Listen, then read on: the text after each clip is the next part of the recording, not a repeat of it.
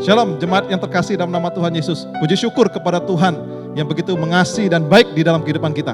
Hari ini kita boleh beribadah kembali kepada Tuhan.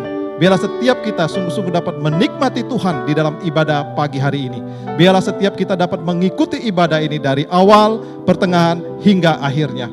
Biarlah kebenaran firman Tuhan sungguh-sungguh menerangi setiap langkah hidup kita, memberi kita sukacita, dan memberikan kita kekuatan. Terpujilah nama Tuhan kita, kekal selama-lamanya. Amin. Selamat beribadah, Tuhan memberkati.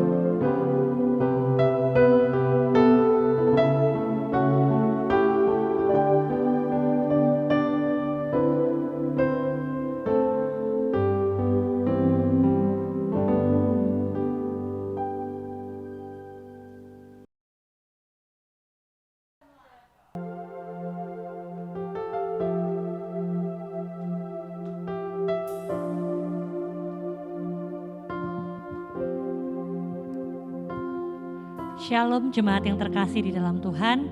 Mari pada saat ini saya mengajak setiap kita untuk bangkit berdiri. Kita mengambil waktu teduh, mempersiapkan hati kita untuk masuk ke dalam ibadah pagi ini.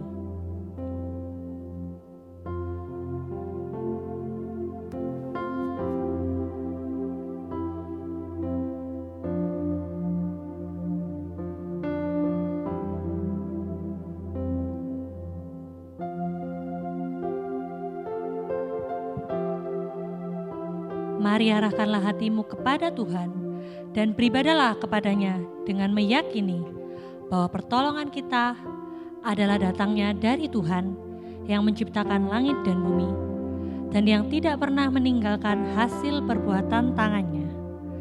Turunlah atas kita sekalian kasih karunia dan damai sejahtera dari Allah Bapa, Allah Anak, dan Allah Roh Kudus menyertai ibadah kita hari ini.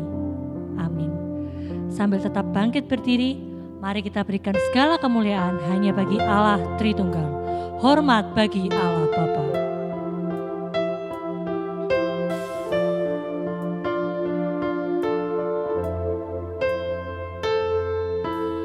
Hormat bagi Allah Bapa, hormat bagi anaknya, hormat bagi Roh Kudus, ketiganya yang esa.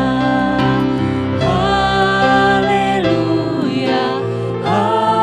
haleluya, ketiganya yang esa. Hormat bagi anak Allah yang turun dalam dunia. Hormat bagi Raja Gereja, Juru Selamat manusia. Haleluya, haleluya, Juru Selamat sedunia. Kita pujikan baitnya yang ketiga, hormat puji haleluya, Raja Surga Abadi. Hormat puji haleluya,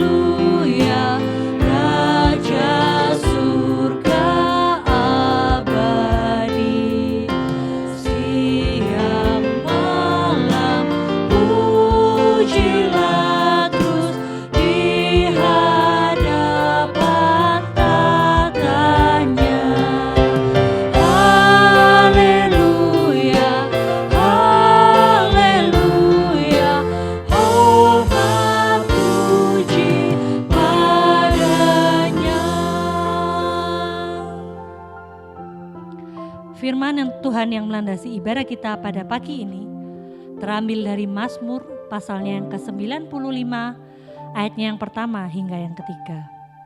Marilah kita bersorak-sorai untuk Tuhan, bersorak-sorai bagi gunung batu keselamatan kita. Biarlah kita menghadap wajah-Nya dengan nyanyian syukur, bersorak-sorai baginya dengan nyanyian Mazmur. Sebab Tuhan adalah Allah yang besar dan Raja yang besar mengatasi segala Allah. Jemaat dipersilakan untuk duduk kembali. Mari pada saat ini kita mempersiapkan hati setiap kita untuk memohon pengampunan Tuhan atas segala dosa dan pelanggaran yang telah kita perbuat. Sambil mempersiapkan hati kita, bersama kita akan pujikan Dalamnya Kasih-Mu Bapa.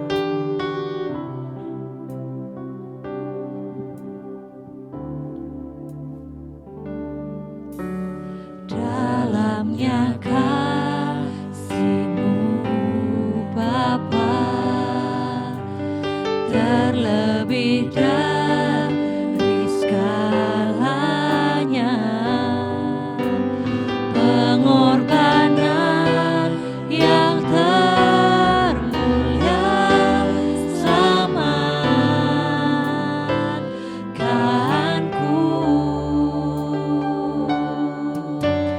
Dengan darah yang tercurah, ampuniku atas dosa. Ku bersujud kepadamu, oh Yesusku.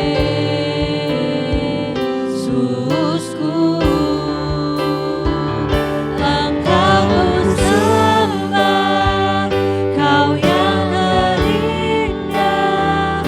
Pulihkanku dengan darah-Mu. Engkau ku sembah, Bapa mulia, seumur hidupku ku mau menyembah-Mu. Dalamnya kasih-Mu Bapa.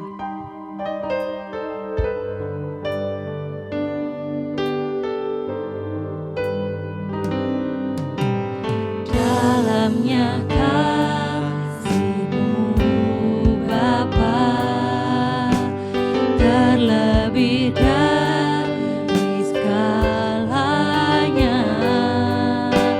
pengorbanan yang termulia selamatkanku.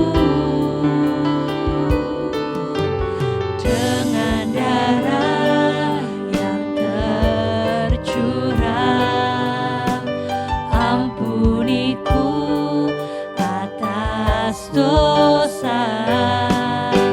Ku bersujud kepadamu, oh Yesusku.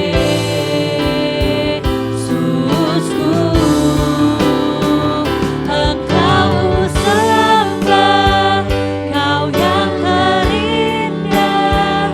Pulihkanku dengan darah-Mu.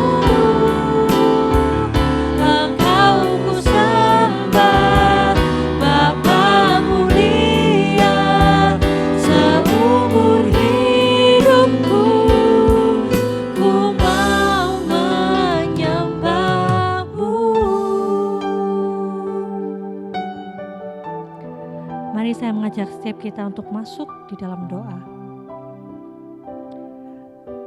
Saat ini mari setiap kita dengan sikap hati yang benar masing-masing dari kita memohon pengampunan dosa dari Tuhan.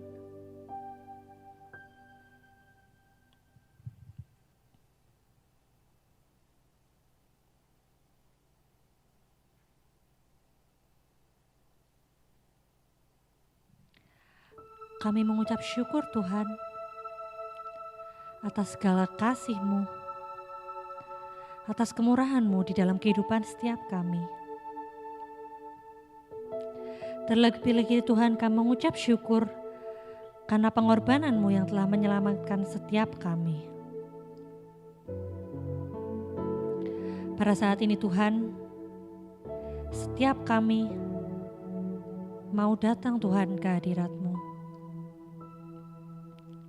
Kami mau Tuhan dengan segenap kesungguhan hati memohon pengampunan-Mu atas segala dosa kami, atas segala pelanggaran yang telah kami lakukan di dalam hidup kami. Ampunilah setiap kami Tuhan. Layakanlah setiap kami. Kiranya Tuhan darah-Mu yang akan menyucikan hati setiap kami. Dan ajarlah kami hari demi hari, agar setiap apa yang kami lakukan bisa seturut dengan kehendak-Mu dalam kehidupan setiap kami. Terima kasih Tuhan atas penyertaan-Mu bagi setiap kami. Di dalam nama Tuhan Yesus, kami berdoa dan mengucapkan syukur. Amin. Dengarkanlah berita anugerah yang terambil dari Kolose, pasalnya yang pertama, ayatnya yang ke-13 hingga 14. Ia telah melepaskan kita dari kuasa kegelapan dan memindahkan kita ke dalam kerajaan anaknya yang kekasih. Di dalam Dia kita memiliki penebusan kita, yaitu pengampunan dosa. Mari jemaat saya undang untuk bangkit berdiri. Bersama kita akan membacakan petunjuk hidup baru yang terambil dari Yohanes pasalnya yang ke-14 ayatnya yang ke-6. Kita bacakan bersama sebanyak 2 kali dari ayat Alkitabnya terlebih dahulu. Yohanes 14 ayat 6. Kata Yesus kepadanya, "Akulah jalan dan kebenaran dan hidup. Tidak ada seorang pun yang datang kepada Bapa kalau tidak melalui aku." Yohanes 14 ayat 6. Kata Yesus kepadanya, "Akulah jalan dan kebenaran dan hidup. Tidak ada seorang pun yang datang kepada Bapa kalau tidak melalui aku." Jemaat dipersilakan untuk duduk kembali. Tidak ada satu hal pun dalam kehidupan setiap kita yang lebih indah daripada kasih Tuhan. Biarlah menjadi kerinduan setiap kita untuk semakin hari kita bisa menyembah Tuhan dengan semakin dalam, menyatakan kasih dan setia Tuhan dalam hidup kita. Lebih dalam ku menyembah.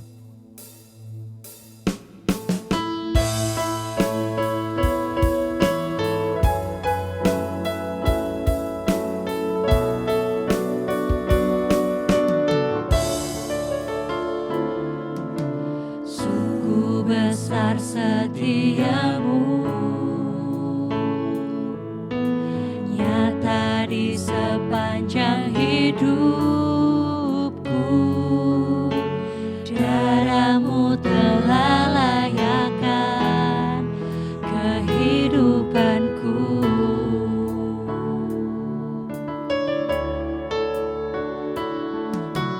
Tiada kata yang bisa lukiskan indahnya Kau Tuhan. Bagi-Mu segala pujian dan kemuliaan. Ku tinggikan Kau Tuhan. Ku tinggikan Engkau Tuhan, melebihi segalanya. Lebih dalam ku menyembah,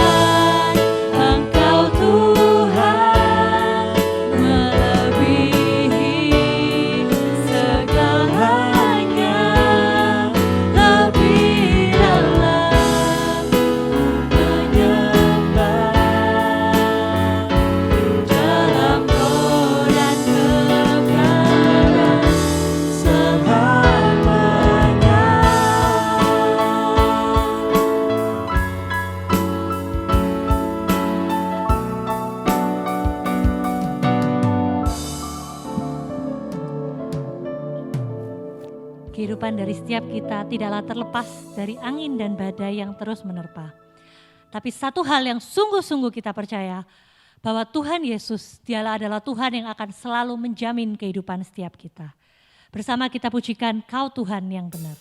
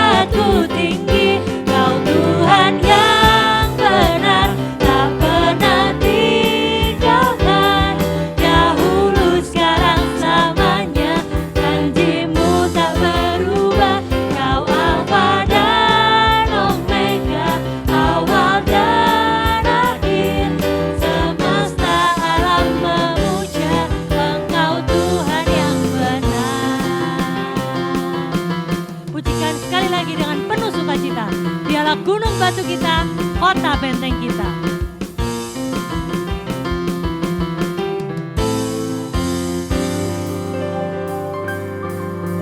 Kau gunung batuku dan kau kota bentengku, tak akan ku ragu. Kau menjamin hidupku, kau keselamatanku dan kau yang membelaku.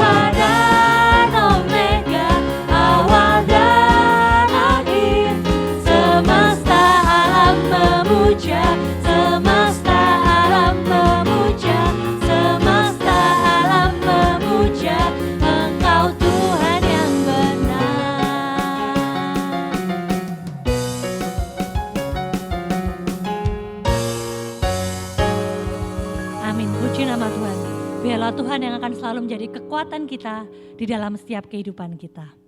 Mari segenap jemaat saya undang kita untuk bangkit berdiri. Bersama kita akan mengikrarkan pengakuan iman rasuli. Pengakuan iman rasuli. Aku percaya kepada Allah, Bapa yang Maha Kuasa, Khalik langit dan bumi.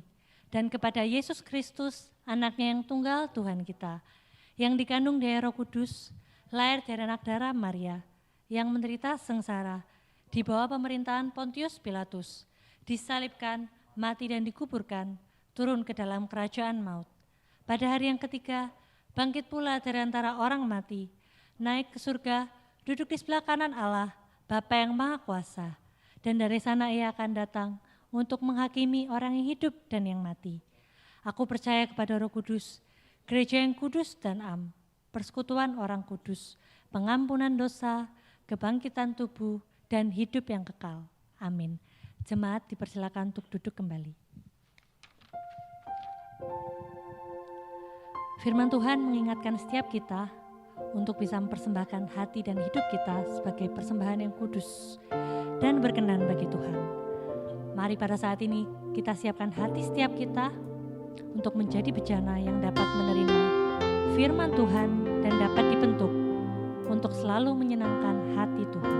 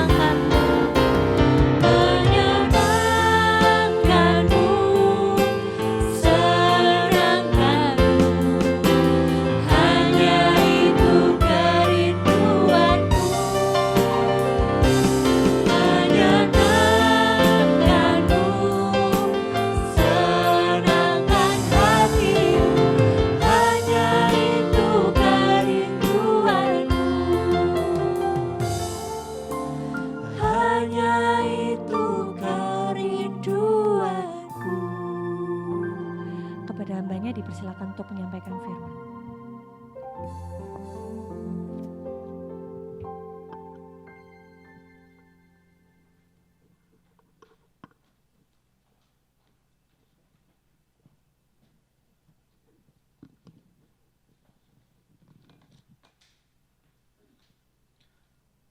Jemaat yang terkasih, sebelum kita membaca dan merenungkan firman Tuhan pada pagi hari ini, mari kita tundukkan kepala, kita akan berdoa. Kita mohon pimpinan Roh Kudus untuk menyatakan kebenarannya. Mari kita berdoa. Bapa di sorga, tiba saatnya kami akan membaca, merenungkan sebagian firman Tuhan. Karena itu berkati kami dengan firman yang akan kami baca, kami renungkan. Tuhan tolong kiranya hikmat dan bijaksana Tuhan memampukan kami untuk dapat mengerti kebenaran firman-Mu pada pagi hari ini. Biarlah Tuhan sendiri yang menyapa setiap kami lewat pemberitaan pagi ini. Dan berkati hamba-Mu di dalam menguraikan, menyampaikan firman Tuhan pada pagi ini. Terima kasih Tuhan, hamba menyerahkan setiap jemaat-Mu, biar mereka sungguh-sungguh dapat mempersiapkan diri dengan baik, sekalipun pada saat ini mereka mendengarkan firman-Mu di rumah masing-masing. Terpujilah Engkau Bapa, di dalam nama Tuhan Yesus kami berdoa. Amin. Shalom Bapak Ibu yang terkasih dalam nama Tuhan Yesus. Kita bersyukur kalau hari ini kita masih diberikan kesempatan oleh Tuhan untuk beribadah. Bapak Ibu yang terkasih dalam nama Tuhan Yesus, masih dalam rangka kita memperingati akan kenaikan Tuhan Yesus, saya mengajak kita untuk membuka bagian firman dari Kisah Para Rasul, pasal yang ke-1 ayat 6 sampai ayat yang ke-11. Kisah Para Rasul, pasal yang pertama, ayat 6 sampai ayat yang ke-11, saya akan membaca untuk kita sekalian. Yesus terangkat ke sorga. Maka bertanyalah mereka yang berkumpul di situ, Tuhan, maukah Engkau pada masa ini memulihkan kerajaan bagi Israel? Jawabnya, Engkau tidak perlu mengetahui masa dan waktu yang ditetapkan Bapa sendiri menurut kuasanya. Tetapi kamu akan menerima kuasa kalau Roh Kudus turun ke atas kamu dan kamu akan menjadi saksiku di Yerusalem dan di seluruh Yudea dan Samaria dan sampai ke ujung bumi. Sesudah ia mengatakan demikian, terangkatlah ia disaksikan oleh mereka, dan awan menutupnya dari pandangan mereka. Ketika mereka sedang menatap ke langit, waktu ia naik itu, tiba-tiba berdirilah dua orang yang berpakaian putih dekat mereka dan berkata kepada mereka, "Hai orang-orang Galilea, mengapakah kamu berdiri melihat ke langit? Yesus ini yang terangkat ke sorga, meninggalkan kamu akan datang kembali dengan cara yang sama, seperti kamu melihat dia naik ke sorga." Berbahagialah setiap kita yang membaca mendengar firman, terlebih lagi yang melakukan firman Tuhan di dalam kehidupan kita masing-masing. Jemaat yang terkasih dalam nama Tuhan Yesus, kalau kita melihat atau kita memperhatikan, kenaikan Tuhan Yesus di sorga biasanya dirayakan biasa-biasa saja. Kalau kita perhatikan Bapak Ibu, perayaan kenaikan Tuhan Yesus di sorga, kita merayakannya biasa-biasa saja. Tidak semeriah ketika kita merayakan hari gerejawi yang lain, seperti Natal atau Jumat Agung ataupun Paskah. Suasananya biasa-biasa, bahkan cenderung sepi. Jemaat yang terkasih dalam nama Tuhan Yesus, apakah itu berarti peristiwa kenaikan Tuhan Yesus tidak begitu penting? Kalau kita melihat catatan di dalam Alkitab, memang hanya 2 Alkitab yang mencatat tentang kisah kenaikan. Itu pun dicatat atau diinformasikan oleh seorang yang bernama Lukas, baik dari Injil Lukas maupun Kisah Para Rasul. Karena kedua surat ini atau 2 bagian ini ditulis oleh Dr. Lukas. Bapak Ibu yang terkasih dalam nama Tuhan Yesus, padahal kalau kita perhatikan atau kita lihat peristiwa kenaikan Tuhan Yesus ke sorga, ada satu peristiwa yang sangat penting. Sangat penting untuk apa? Untuk menentukan kehidupan dari orang percaya, termasuk di dalam kehidupan kita saat ini. Jemaat yang terkasih dalam nama Tuhan Yesus, apakah dengan biasa-biasa saja ketika kita memperingati hari kenaikan Tuhan Yesus, itu artinya bobot atau peristiwa kenaikan Tuhan Yesus itu lebih rendah dibandingkan peristiwa Natal atau peristiwa kematian atau peristiwa kenaikan Tuhan Yesus di sorga? Tentu saja tidak. Karena peristiwa dari kenaikan Tuhan Yesus itu juga merupakan satu kesatuan dari rangkaian karya Tuhan Yesus di dalam dunia ini. Jadi Bapak Ibu yang terkasih dalam nama Tuhan Yesus, kenaikan Tuhan Yesus ke sorga itu tidak bisa dilepaskan dari karya keselamatan yang Tuhan Yesus nyatakan di dalam kehidupan kita. Oleh karena itu, kita harus dapat melihat bahwa kenaikan Tuhan Yesus ke sorga itu merupakan satu rangkaian karya keselamatan dari Tuhan kita Yesus Kristus. Nah, Bapak Ibu yang terkasih dalam nama Tuhan Yesus, di samping itu, kalau kita perhatikan, kenaikan Tuhan Yesus ke sorga ini juga membuktikan bahwa Tuhan Yesus itu berasal dari sorga, bukan berasal dari dunia ini. Jadi peristiwa kenaikan ini sangat penting untuk menyatakan siapa jati diri Yesus sebenarnya.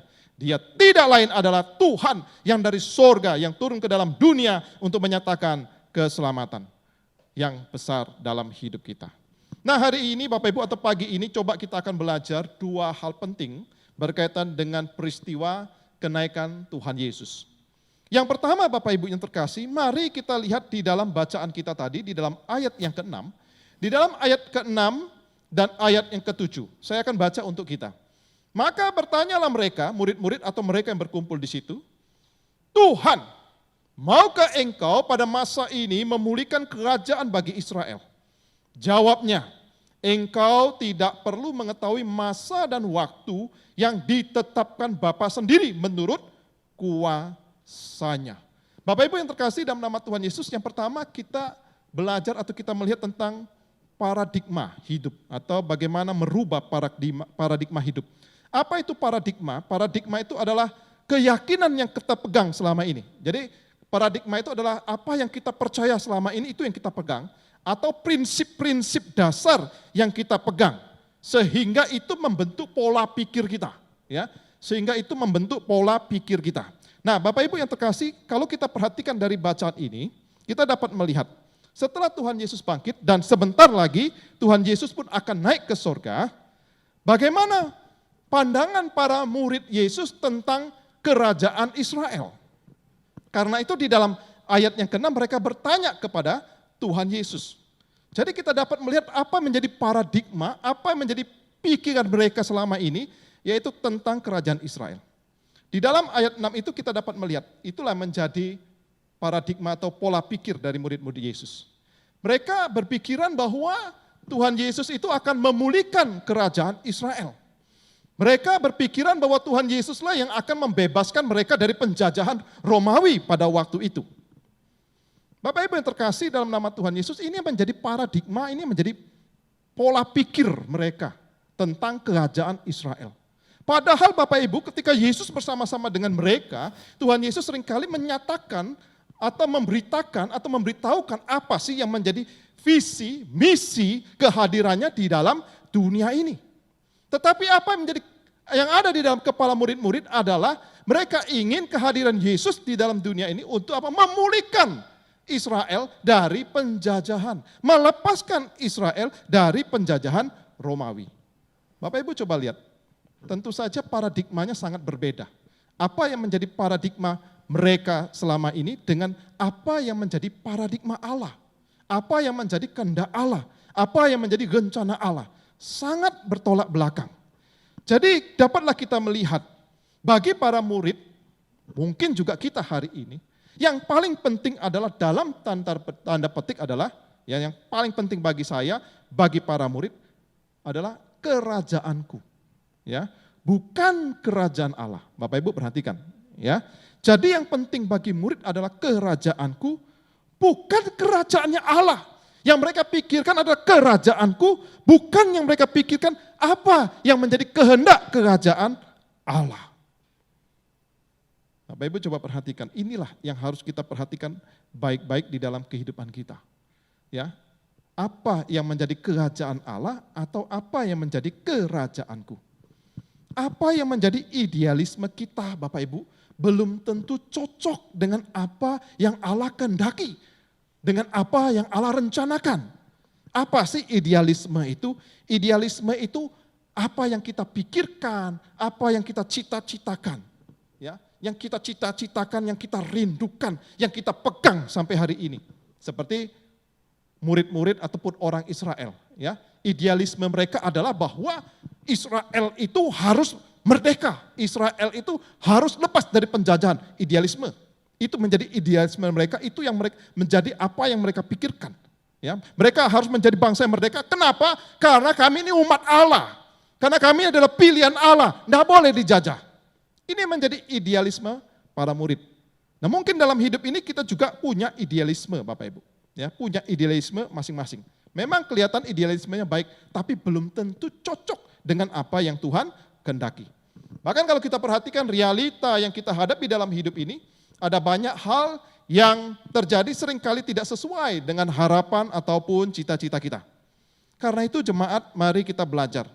Untuk apa? Untuk memahami kehendak atau rencana Allah di dalam kehidupan kita.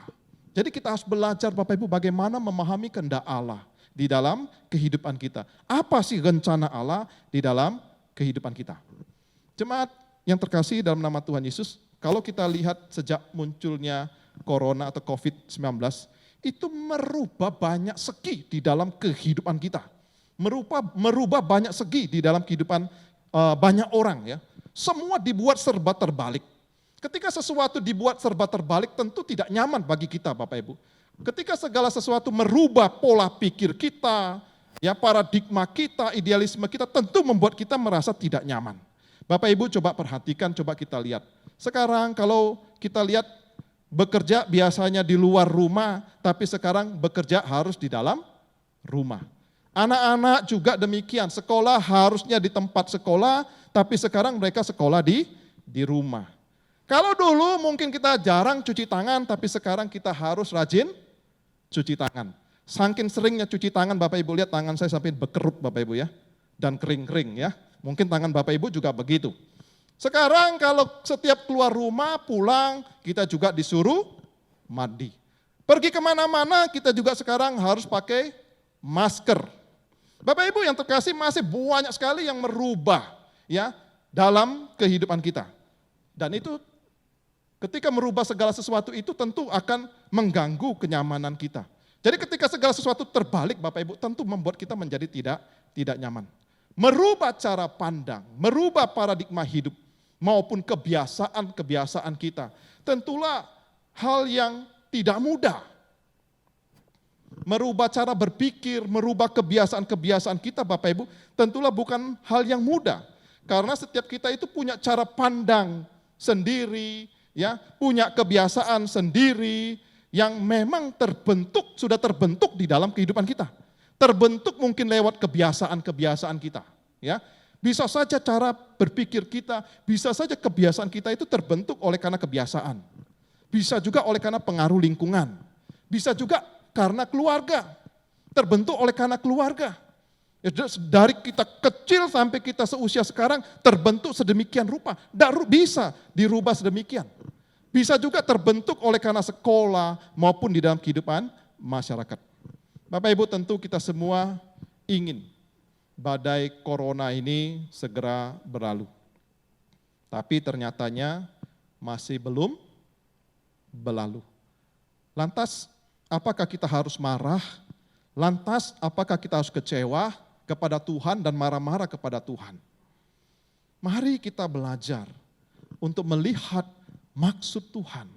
Mari kita merubah paradigma kita untuk melihat segala sesuatu dari sudut pandang Tuhan, dari rencana Tuhan, dari maksud Tuhan di dalam kehidupan kita. Jemaat, kalau kita belajar dari Daud di dalam Mazmur 23, ya. Di dalam Mazmur 23, coba kita lihat sebentar Mazmur 23. Bapak Ibu, di dalam Mazmur 23, di dalam ayat 4, Daud berkata demikian. Sekalipun aku berjalan dalam lembah kekelaman, aku tidak takut bahaya. Bapak Ibu coba perhatikan baik-baik apa yang dikatakan oleh Daud di sini. Dia katakan bahwa sekalipun aku berjalan dalam lembah kegelapan, aku tidak takut bahaya. Dengan kata lain Bapak Ibu, Daud itu ngomongnya begini atau bicaranya begini. Sekalipun aku harus menghadapi kematian, aku tidak takut bahaya. Yang menjadi pertanyaan, bagaimana Daud bisa punya pola pikir seperti ini? Paradigmanya itu loh tentang kehidupan begitu luar biasa. Sekalipun aku menghadapi kematian, aku tidak takut. Kenapa dia tidak takut? Bapak Ibu lihat jawabannya. Sebab Engkau besertaku. Bapak Ibu, ini luar biasa. Kita perlu belajar punya pemikiran seperti ini. Celakalah kita kalau Tuhan tidak beserta dalam hidup kita. Betul enggak? Celakalah kita kalau Tuhan tidak beserta dalam hidup kita. Itulah sebabnya dalam bacaan ini, Daud mengatakan sekalipun aku berjalan dalam lembah kekelaman, dikelilingi oleh virus corona, aku tidak takut bahaya. Kenapa? Karena Engkau besertaku. Karena Tuhan besertaku. Bapak Ibu, kita harus punya pola pikiran seperti ini. Sekalipun pada saat ini kita berjalan dikelilingi oleh virus corona yang mengerikan dalam hidup kita, aku tidak takut bahaya. Karena Tuhan besertaku. Amin. Bahkan Bapak Ibu di dalam ayat 6, Daud berkata demikian. Ayat 5, mulai ayat 5. Engkau menyediakan hidangan bagiku di hadapan lawanku. Engkau mengurapi kepalaku dengan minyak, pialaku penuh, melimpah kebajikan dan kemurahan belaka akan mengikuti aku. Bapak Ibu perhatikan di dalam ayat 5, Engkau menyediakan hidangan bagiku di hadapan lawanku. Bapak Ibu yang terkasih dalam nama Tuhan Yesus, kalau Bapak Ibu punya hidangan makanan yang lezat, di depan Bapak Ibu ada hidangan makanan yang lezat, semua makanan yang bergizi, Bapak Ibu bisa nggak Bapak Ibu makan, tapi Bapak Ibu dikelilingi oleh musuh? Ayo. Bisa nggak kita menikmati makanan yang enak, hidangan yang enak, tapi dikelilingi oleh musuh? Bisa nggak? Sulit ya? Nggak gampang kan? Disediakan makan enak, tapi dikelilingi oleh musuh. Pernah nggak Bapak Ibu dalam hidup ini menghadapi masalah yang besar, makannya enak? Sulit ya? Menghadapi masalah yang besar, bisa nggak menikmati makanan? Rasanya sulit, bahkan mungkin nggak bisa tidur dan nggak bisa makan. Tapi di sini Bapak Ibu kita dapat melihat bahwa Daud bisa. Kenapa dia bisa melakukan itu? Karena Tuhan beserta dalam hidupnya. Demikian juga dalam hidup kita, jemaat yang terkasih dalam nama Tuhan Yesus. Sekalipun saat ini kita dikelilingi oleh corona, oleh masalah ekonomi, jangan khawatir. Kita harus bisa menikmati berkat Tuhan dalam hidup ini. Kenapa? Karena Tuhan beserta kita. Bapak Ibu, kita perlu belajar seperti Daud memiliki paradigma atau pola berpikir, yaitu sesuai apa yang Tuhan inginkan. Belajar dari setiap peristiwa seperti yang Allah inginkan di dalam kehidupan kita. Jadi kita perlu belajar Bapak Ibu. Jadi kita perlu belajar bagaimana memikirkan Allah. Jangan hanya memikirkan diri sendiri, kerajaan kita sendiri. Tapi pikirkanlah kerajaan Allah. Bapak Ibu masih ingat ya, carilah dulu kerajaan Allah. Maka selebihnya akan dicukupkan di dalam kehidupan kita. Kita perlu belajar punya pola pikir seperti yang Allah inginkan. Lalu yang kedua Bapak Ibu yang terkasih dalam nama Tuhan Yesus, di dalam bacaan kita tadi, di dalam ayat 8, Kisah Rasul 1 ayat 8 dikatakan, tetapi kamu akan menerima kuasa kalau Roh Kudus turun ke atas kamu dan kamu akan menjadi saksiku di Yerusalem dan di seluruh Yudea dan Samaria dan sampai ke ujung bumi. Jemaat yang terkasih, yang kedua kita berbicara tentang kedewasaan. Kalau tadi paradigma hidup atau merubah paradigma. Yang kedua adalah kedewasaan. Secara fisik, Tuhan Yesus tidak lagi di dunia. Karena dia naik ke surga. Itu artinya Tuhan Yesus sudah tidak bersama-sama dengan murid-muridnya. Itu artinya Tuhan Yesus juga tidak bersama-sama dengan gerejanya secara fisik. Sekarang, murid-murid atau gereja Tuhan harus melakukan segala sesuatu, khususnya di dalam pelayanan, itu tanpa bimbingan langsung dari Tuhan Yesus lagi. Gak ada bimbingan Tuhan Yesus secara langsung lagi. Dampaknya apa Bapak Ibu dalam kehidupan murid maupun dalam kehidupan gereja? Dampaknya adalah murid-murid harus apa? Harus semakin dewasa dan semakin mandiri. Betul? Karena Yesus tidak membimbing mereka secara langsung lagi. Itu artinya mereka harus belajar untuk apa? Untuk terus dewasa dan terus untuk mandiri. Tentu saja dengan pimpinan Roh Kudus, penyertaan Roh Kudus, ya supaya mereka terus menjadi dewasa. Tapi bimbingan Yesus secara langsung sudah nggak ada lagi. Itu artinya mereka harus semakin dewasa, mereka juga harus semakin mandiri di dalam pekerjaan Tuhan. Ya, demikian juga dengan gereja saat ini Bapak Ibu. Gereja itu adalah persekutuan orang yang percaya kepada Tuhan Yesus, yang hidupnya juga harus semakin dewasa dan semakin mandiri. Ya, di tengah-tengah kehidupan dunia ini untuk menyatakan terang Tuhan. Nah, sekali lagi tentu saja dengan pimpinan penyertaan dari Roh Kudus untuk terus membimbing kita menjadi dewasa dan mandiri. Karena itu Bapak Ibu kita harus hidup di dalam pimpinan Roh Kudus sehingga kuasa Roh Kudus itu akan memampukan kita. Jadi dalam baca tadi Tuhan akan memberikan kuasanya lewat Roh Kudus. Nah, karena itu kita harus hidup dalam pimpinan Roh Kudus sehingga kuasa Roh Kudus itu memampukan kita untuk apa? Yang pertama, untuk terus bertumbuh, makin mengenal kepada Tuhan, makin percaya kepada Tuhan. Jadi Bapak Ibu yang terkasih dalam nama Tuhan Yesus, kuasa Roh Kudus itu akan memampukan kita untuk terus makin mengenal Tuhan. Kita harus semakin mengenal Tuhan lewat pembacaan firman. Roh Kudus yang akan membimbing kita sehingga kita mengerti tentang Tuhan kita. Bahkan melalui peristiwa-peristiwa yang terjadi dalam hidup kita, kita perlu belajar untuk mengenal Tuhan. Seperti Raja Daud tadi. Sekalipun dia harus melewati lembah kegelaman, menghadapi musuh, menghadapi bara bahaya, dia tetap percaya penyertaan Allah dalam hidupnya. Makin percaya kepada Tuhan. Demikian juga dengan situasi COVID saat ini Bapak Ibu, harus membuat kita makin percaya kepada Tuhan. Kemudian Bapak Ibu, kuasa Roh Kudus itu juga memampukan kita untuk apa? Untuk setia mengikut Tuhan, setia membaca Alkitab, setia untuk berdoa.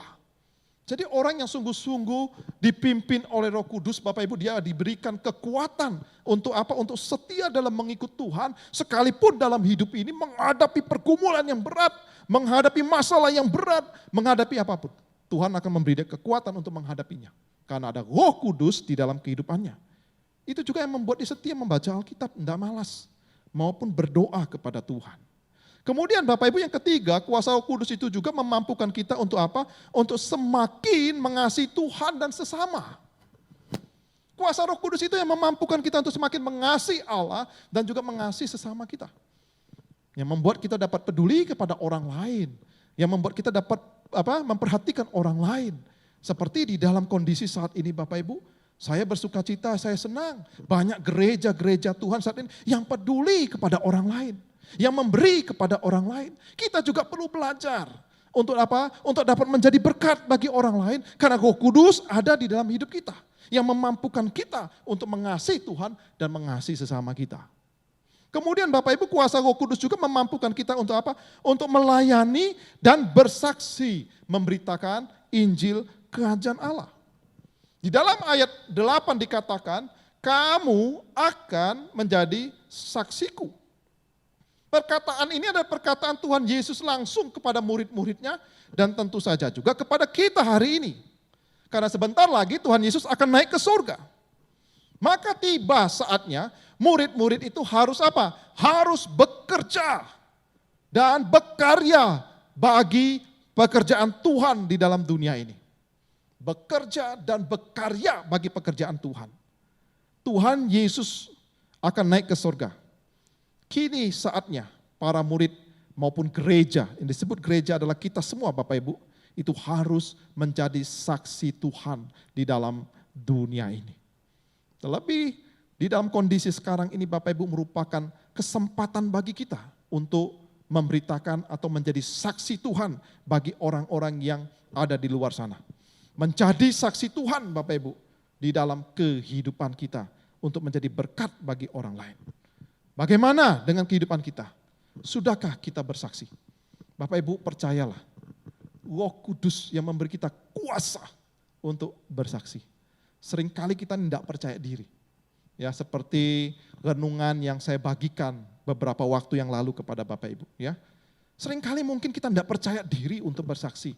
Seringkali mungkin kita takut untuk bersaksi. Bapak Ibu, Tuhan Yesus katakan di dalam ayat 8, itu merupakan jaminan bagi kita bahwa orang yang memberitakan Injil, Tuhan berikan kuasa. Kuasa untuk menjadi berkat. Bapak Ibu, ketika saya membuat renungan tentang menjadi saksi, besok paginya seorang ibu WA saya. Lose, terima kasih untuk renungan hari ini. Ya, dia katakan, Tuhan, Lose, terima kasih untuk renungan hari ini. Lose, saya setiap dalam pekerjaan berusaha untuk menjadi saksi Tuhan. Saya seringkali menceritakan tentang Tuhan Yesus. Tapi Lose tahu enggak, seringkali saya dimarah. Ya, seringkali saya diejek. Tapi itu tidak membuat saya patah semangat untuk apa? Untuk terus menceritakan tentang Yesus. Lalu di dalam WA itu saya katakan, Ibu sabar. Ya, Ibu sabar dan Ibu tetap terus memberitakan Injil Tuhan. Bapak Ibu, memberitakan Injil Tuhan, kita harus percaya bahwa Roh Kudus memampukan kita untuk menjadi saksi bagi orang lain. Jangan takut untuk memberitakan Injil. Jangan takut untuk berbicara tentang Tuhan Yesus. Paling tidak Bapak Ibu, biarlah kesaksian itu lewat hidup kita. Ya, lewat kata-kata kita yang baik. Supaya itu memberkati, bukan malah menjadi batu sandungan. Nah, jemaat yang saya kasih dalam nama Tuhan Yesus, inilah dua hal penting yang harus kita perhatikan dari peristiwa kenaikan Tuhan Yesus. Yang pertama adalah merubah paradigma kita selama ini. Mari kita belajar untuk melihat paradigma, mari kita belajar untuk melihat maksud Allah, mari kita melihat dari rencana Allah di dalam kehidupan kita. Jangan hanya memikirkan kerajaanku, tapi mari kita belajar untuk melihat kerajaan Allah. Yang kedua Bapak Ibu, juga kita harus belajar makin dewasa. Ya, semakin dewasa kita harus sungguh-sungguh percaya bahwa Roh Kudus terus bekerja dalam hidup kita yang membuat kita semakin dewasa. Dewasa membuat kita semakin setia dalam mengikut Tuhan dan terlebih juga mau melayani dan menjadi saksi bagi Tuhan Yesus Kristus. Kiranya Bapak Ibu firman Tuhan pagi ini memberkati setiap kita, memberikan kita kekuatan untuk melangkah bersama Tuhan di tengah-tengah kondisi COVID seperti ini, percayalah seperti pemazmur tadi di dalam Mazmur 23 ayat 4, sekalipun aku berjalan dalam lembah kekelaman, aku tidak takut bahaya. Kenapa? Karena Tuhan beserta kita. Mari tundukkan kepala, kita masuk di dalam doa. Bapa di sorga, terima kasih untuk pembelajaran firman-Mu pagi ini. Berkati kami dengan firman Tuhan. Biarlah kami boleh belajar untuk melihat dari cara Tuhan melihat. Biarlah kami memikirkan apa yang menjadi rencana Allah, maksud Allah dalam hidup kami. Biarlah kami juga makin dewasa oleh karena pimpinan, penyertaan Roh Kudus yang Engkau berikan dalam hidup kami sebagai gereja Tuhan. Terima kasih ya Tuhan, hamba berdoa menyerahkan untuk setiap jemaat-Mu, biarlah Engkau pimpin dan sertai hidup mereka di tengah-tengah kondisi seperti ini. Tuhan memberikan mereka kekuatan dalam menghadapi masa sukar, masa sulit ini. Hamba berdoa, jika jemaat-Mu yang sakit, Tuhan pulihkan, Tuhan sembuhkan, Tuhan berikan kekuatan. Jika jemaat-Mu menghadapi pergumulan dan masalah hidup, buka jalan bagi masalah itu. Jika ada di antara mereka bergumul oleh karena masalah ekonomi, Bapa, Engkau Allah yang setia, yang memelihara hidup dari setiap orang percaya. Hamba percaya Tuhan akan memelihara hidup kami semua. Terpujilah Engkau Tuhan, bersyukur untuk firman-Mu, hanya di dalam nama Tuhan Yesus. Amin. Kiranya Tuhan memberkati kita, biarlah setiap kita sungguh-sungguh hidup di dalam kebenaran firman. Saya kembalikan kepada yang memimpin liturgi.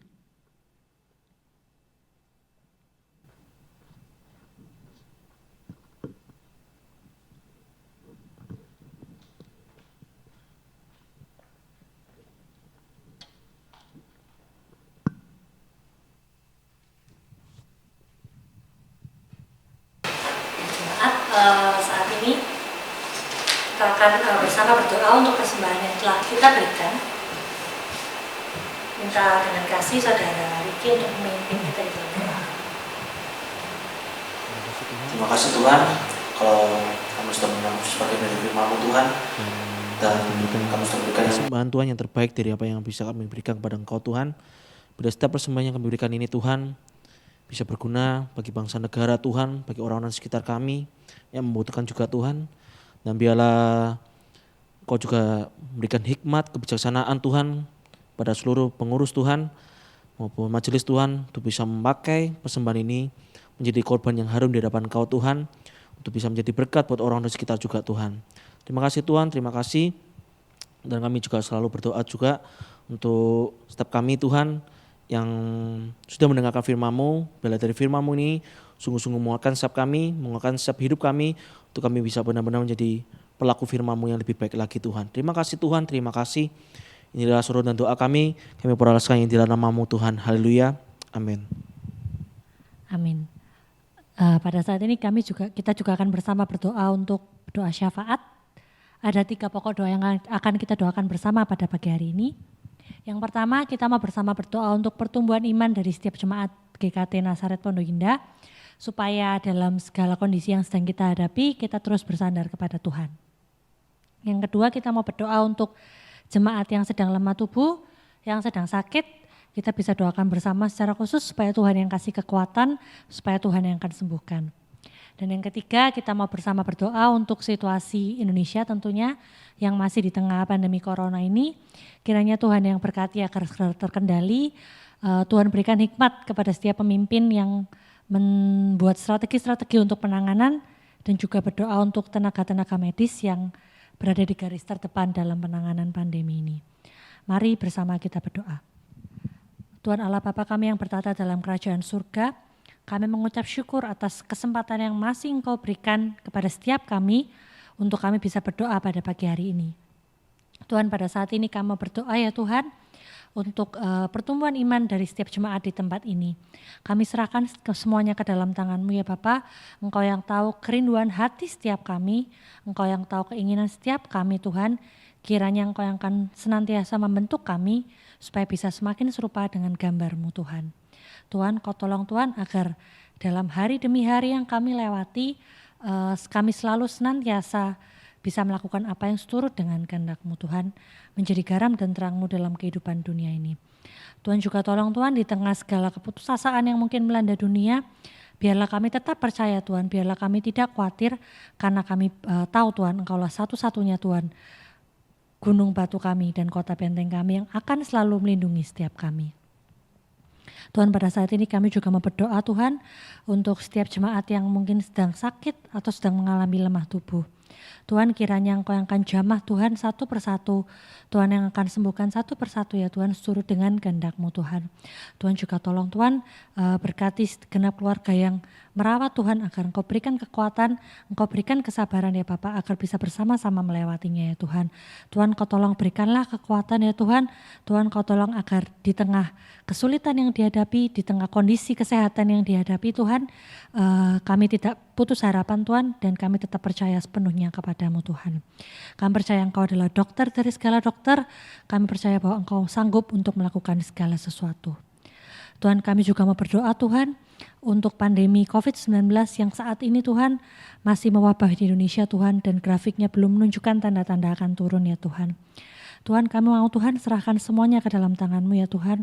Engkau yang menciptakan kami Tuhan, Engkau yang melihara kami Tuhan dalam segala kondisi yang kami hadapi Tuhan. Kami mau percaya Tuhan, kami mau berharap hanya kepada-Mu, dan kami mau bersandar Tuhan kepada-Mu. Apapun yang kami alami Tuhan, kami percaya Engkau yang akan memberikan kami kekuatan, Engkau yang akan selalu menyertai setiap kami. Tuhan juga tolong Tuhan berkati untuk pemerintah yang menciptakan berbagai strategi Tuhan dalam penanganan pandemi ini, baik dalam saat ini maupun nanti masa-masa the new normal ya Tuhan. Engkau yang akan selalu berkati ya Tuhan, Engkau berikan hikmat Tuhan agar strategi-strategi yang diciptakan Tuhan bisa berjalan dengan baik Tuhan dan mencapai tujuan yang baik. Tuhan juga tolong Tuhan, kiranya Engkau berkati Tuhan untuk setiap tenaga medis yang bertugas, mereka yang berada dalam garda terdepan dalam penanganan COVID-19 ini. Tuhan yang akan berikanlah mereka kekuatan ya Tuhan. Berikan mereka semangat hari demi hari ya Tuhan, agar bisa bersama Tuhan membantu kami untuk melewati pandemi ini. Kami bersyukur Tuhan atas keberadaan mereka Tuhan, dan kami mau memohon Tuhan supaya Engkau juga berikan mereka kekuatan. Terima kasih ya Tuhan atas penyertaan-Mu di dalam kehidupan setiap kami. Di dalam nama Tuhan Yesus kami berdoa dan mengucap syukur. Amin. Jemaat saya undang untuk bersama bangkit berdiri. Kita akan mengakhiri ibadah kita pada pagi hari ini. Kita pujikan doksologi, doa berkat disampaikan oleh Pendeta Hendra Liu, dan kita tutup dengan Amin Sung.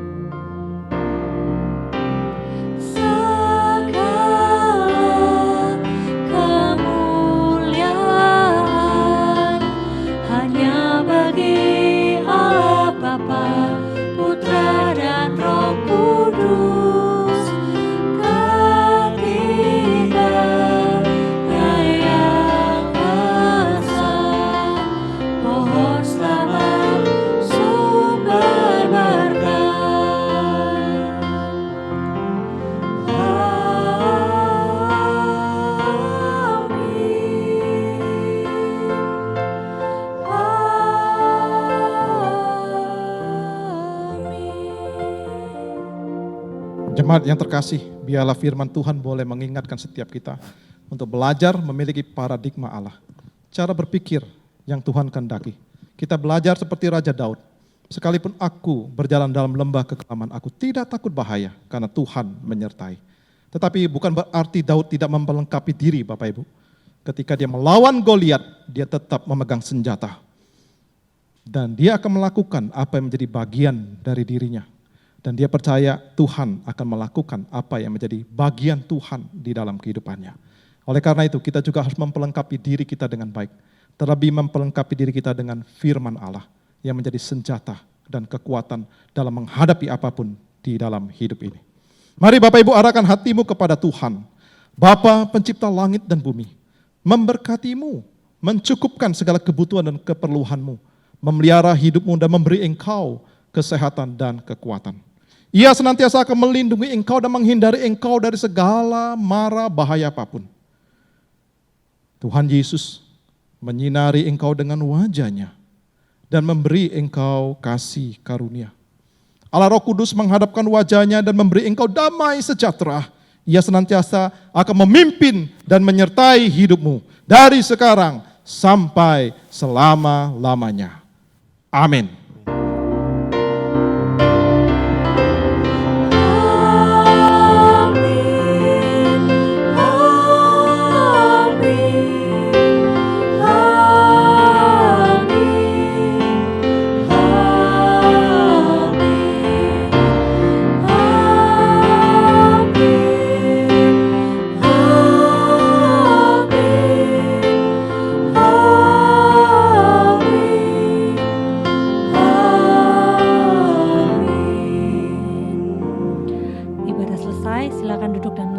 Teduh. Selamat hari Minggu, Tuhan Yesus memberkati.